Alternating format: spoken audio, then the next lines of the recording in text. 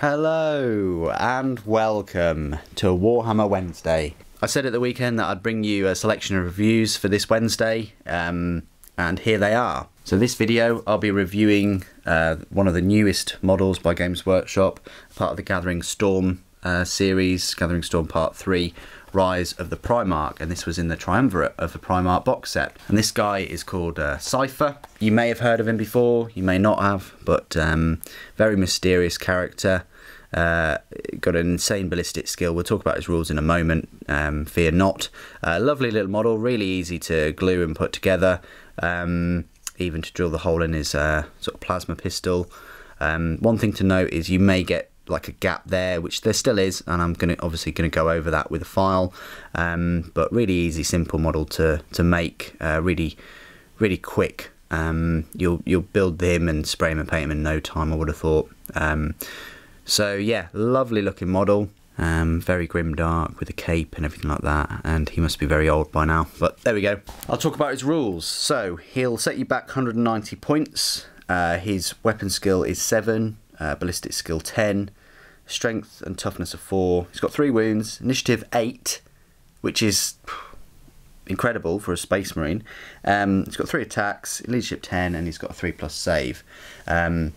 He's got frag and crack grenades. They shall know no fear. He's an eternal warrior, which is amazing for a model so small. Fleet, hit and run, independent character, infiltrate, and shrouded. He's also got a few other little rules too. He's got this: as ye sow, so shall ye reap. He cannot be selected as a warlord of an army, even though he's an HQ, and the leadership characteristic of the warlord of that army suffers a -1 penalty. So if you're a low sort of leadership 8 army, then that might affect you somewhat, but if you've got a character that's level 10, again, dropping to 9 isn't amazing either, really, but there you go. He's got this rule called Blazing Weapons, where he can shoot both of his pistols twice in the shooting phase, or he can fire them once each, either before or after making a run move. When making Overwatch shots, he uses his full ballistic skill, and in assault phase, you half his close combat attacks, rounding up, strength 4, AP 5, and all remaining attacks strength 7, AP 2. So he might get half of his attacks a strength 4, AP 5, and the other half are strength 7, AP 2. So he's basically going in akimbo style. Another rule is Divine Protection. If there's an enemy model within D6 of Cypher, when he loses his last wound, he's assumed to be captured alive. There are no enemy units in range, then he's removed as a casualty. If there are no enemy models within this range when Cypher is removed as a casualty, then he's made a miraculous escape. If he escapes, he's not considered to be a casualty for the purposes of awarding victory points. So that's pretty good. So no enemy model after he lost his last wound, then he escapes.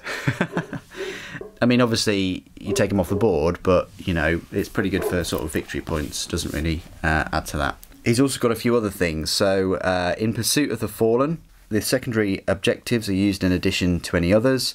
If he's captured, you know, by the Divine Protection, by a Dark Angel model, player whose army includes the Dark Angels scores 3 victory points. If he's escaped or captured by a model that isn't Dark Angel, neither side receives any victory points. And if he's neither captured nor forced to escape, before the end of the battle, the player with the army Cypher loses D3 victory points. Never forgive. All Dark Angel models with the Deathwing special rule also receive the Zealot special rule. So, I don't know. Already there's a lot of things stacking up with taking him. As good as his ballistic skill is, he hasn't got many attacks.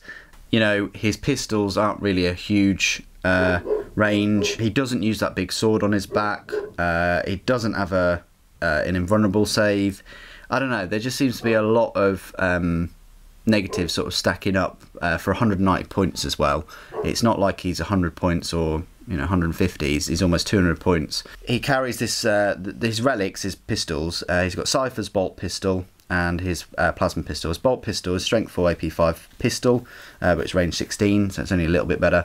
And his plasma pistol is just a normal plasma pistol, but it doesn't get hot. So I don't know, 200 points for a plasma pistol that doesn't get hot, which will normally always hit things. It's up to you whether it's worth it, because your warlord's going to be one leadership down, and so on. Then you get all these In Pursuit of the Fallen sort of things that go off. I think he's alright, but there just seems to be quite a few sort of negatives for actually using him, and especially if you don't protect him and, you know, he gets captured, especially by Dark Angel's player. Anyway, that is Cypher. Other than his rules and things, which you know, is open to interpretation, please put that in the comments below if you think his rules are excellent, and just explain why. Other than that, he's a really cool model, very grim dark, and he'll look great in the collection. So thank you ever so much for joining me today. Thank you for watching. The Emperor Protects.